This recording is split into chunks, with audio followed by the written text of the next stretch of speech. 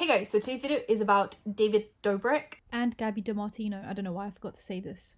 Subscribe, hit that bell, like, comment for engagement. Also, my beauty channel, my book channel, my podcast will be in description. A new episode of my podcast has just been launched on Tuesday, so do all of that if you want to. So today's video is very kindly sponsored by Blueland, who have changed my life, and I'm not even being dramatic. So I never really thought about how much plastic goes into cleaning products, one-time use plastic, and how much money goes into, one-time use plastic, because obviously you're paying for the fact that you're just buying this to throw it away. Until I discovered Blueland, and that's been probably a few months, close to a year now, that I've been using Blueland for my cleaning products, and it's been incredible. So all you need is this glass bottle from Blueland that they sell. It's a reusable bottle, obviously, and glass is so much better for the environment than plastic. And this one little tablet, you pour in lukewarm water into the bottle until the line, and then you throw in the tablet, you let it sit there, don't mix it, and once the whole thing dissolves, you have foaming, beautiful cleaning products. So usually people will pay $5 to $6 for a bottle of hand soap, but a Blueland tablet is just $2. So once you have your bottles, you just keep on rebuying the tablets, and they're so much cheaper and it's so much better for the planet. And if you buy in bulk, you can also get the cost down to $1.54. $1.54 is maybe like a small drink, like a bottle of water somewhere. So I think the cost is super low for something that is, one, saving the planet, two, obviously washing hands. Everyone needs to wash their hands. So I just think it's an amazing price for an amazing product. So my kit with Blueland will save you guys 20% off. So I have the hand soap duo, which, like I said, the kit itself saves you 20%, and then on top of that you can click the link in the description and get an additional 20% off, which I think is amazing. It's an amazing start to start saving the planet one bottle at a time. So thank you to Blueland for sponsoring today's video, and I'll get back into the tea now. It is a known fact that the vlog squad, but mainly Jason Nash, will do anything for David Dobrik and anything to be featured in a video, which is why recently, obviously, Jeff Wittek had accused Jason Nash of cutting out his jokes for the roast of Bryce Hall. So if you guys don't remember, Bryce Hall had a roast that was created by Jason Nash. It was kind of like ran by Jason Nash on his channel, and it was in collaboration with SeatGeek, who are huge sponsors of David Dobrik. Now, Jeff Wittek was invited to do a few jokes, and he ended up making a few jokes about David Dobrik, and then a few jokes were actually being cut. I believe it ended up being 2 jokes, and Jeff Wittek said, if I can't do all of my jokes, then cut my whole bit out. And apparently it was SeatGeek that said these jokes were inappropriate. Now, Jeff Wittek then went on his podcast and said that it was absolutely the jokes that he made about David Dobrik, and that David was the one that reached out to SeatGeek to be like, hey, we need to cut these jokes out. Jason Nash said that David Dobrik had nothing to do with this, and it was just SeatGeek that wanted to keep things appropriate, and that the jokes they cut out weren't even about David Dobrik. But Jeff Wittek was just like, no, I'm done with this. Like, I don't want to do anything with him. Recently, actually, Jeff Wittek posted his whole bit on Patreon, and a few of the jokes were making rounds on TikTok, so I'll play them for you guys now. Thank you everyone for coming tonight. Thank you to the venue for lifting the vaccine mandate so Tana could get in. That was nice of you. Jonah's here tonight, my old friend, my old co-host. That's right. Thank you, Todd. Yeah, Jonah left my show to go do some lousy Discovery Channel show. It's called Discovering David Dobrik. The only thing he discovered so far is that David's gay, and the only thing Jonah discovered is that everyone in the vlog squad hates him.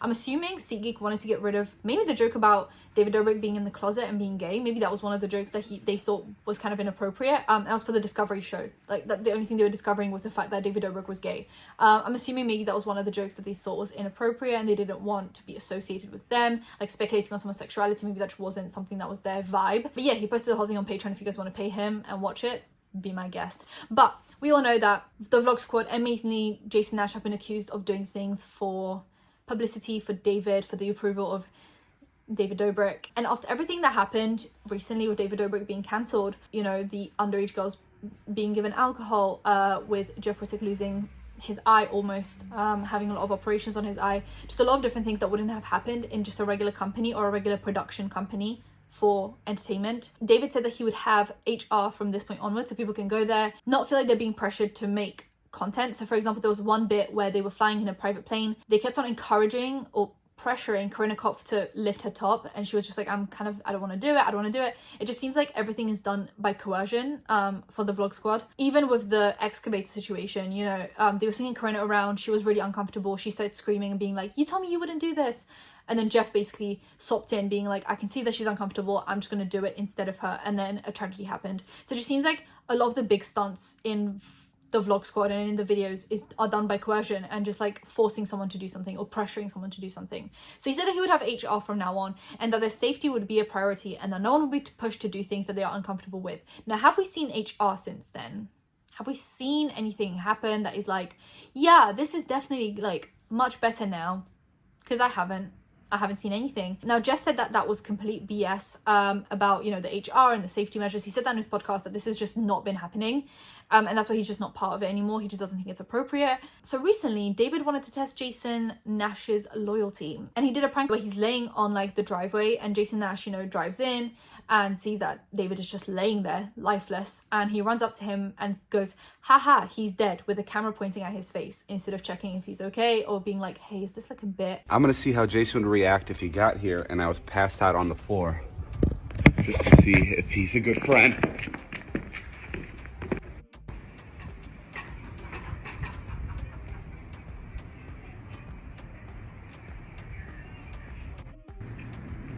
Oh god, he's dead.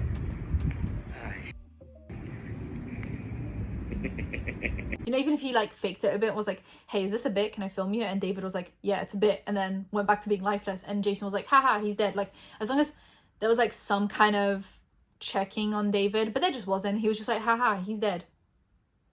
Which just goes to show that nothing has changed in the vlog squad. Like, the vibes are still the same. Someone gets hurt, it's funny. Someone's potentially dead, it's funny. It's a bit for the vlog, you know? Now, this could all be scripted. But if it is scripted, then it's just not a good look. And other than HR, I think David Dobrik should also have PR. Someone to come in and say, hey, like with all the stuff that you've just been cancelled for, do you think faking a prank where someone doesn't care about your well-being is a good idea?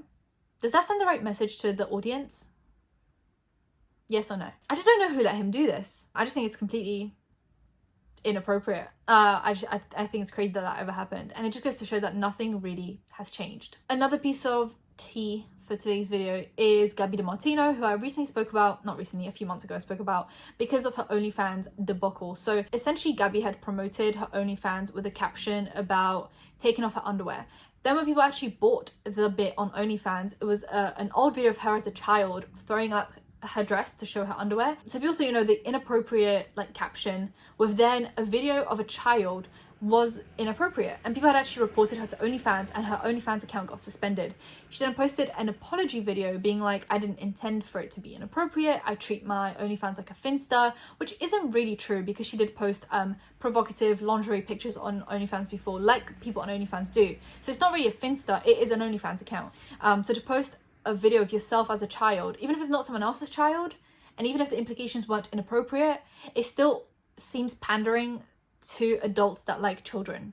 Does that make sense? Like, it's still like weirdly exploitative of yourself. Now, she got called out and people obviously were talking about the legal implications, which then Emily D. Baker actually addressed and said that there probably wouldn't be any legal repercussions for this. It is just uncomfortable and it is just inappropriate, but there probably wouldn't be legal like consequences for this. So like I said, she posted her apology and she said she's kind of done with her online persona and the materialistic thing, so she's actually rebranded her fancy vlogs by Gabs, but that didn't really last long because on her TikTok and her YouTube she does still show very materialistic things. I feel like that lasted for like a month and then she just went back to normal and went back to what she's always been like. And actually during her cancellation she kind of went, you know, quiet and she stopped posting for a bit, and apparently it was a very difficult time for her, which I do assume that was a very difficult time.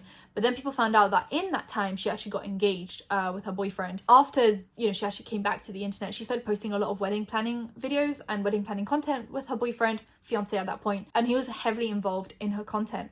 Then he slowly started getting phased out of her channel, which people were very suspicious about, like, what's going on, why is he being phased out, like what's the deal? And it just seemed like something was happening. So people started making accusations of cheating, you know, oh, Gabi's been hanging out with this male, wonder if what's going on, you know. And then she actually posted a video where she addressed it and said that, you know, nothing's going on, she doesn't really owe anyone an explanation, but the wedding is off and that it will not be happening anymore, essentially. And he actually posted a statement on his Instagram and she posted a statement on her Instagram, and then she reposted his statement, and his statement essentially said nothing happened, no one wronged anyone, like no one cheated on anyone, no one did anything like that of that sort. They initially wanted to postpone the wedding and just kept on like moving it because they just felt like they weren't ready, and then at some point they had realized that it's not that they're not ready, it's just that the wedding shouldn't happen and that they're not together anymore, but they're still very close close friends and that no one blames anyone and no one should blame anyone. And she actually reposted that, which a lot of people are like, and like I said, they were trying to look for like who cheated on who and what's going on. I don't know if there is any cheating, and that's not, you know, that's that. Like, people are just concerned, you know, why is he being phased out of the channel? Turns out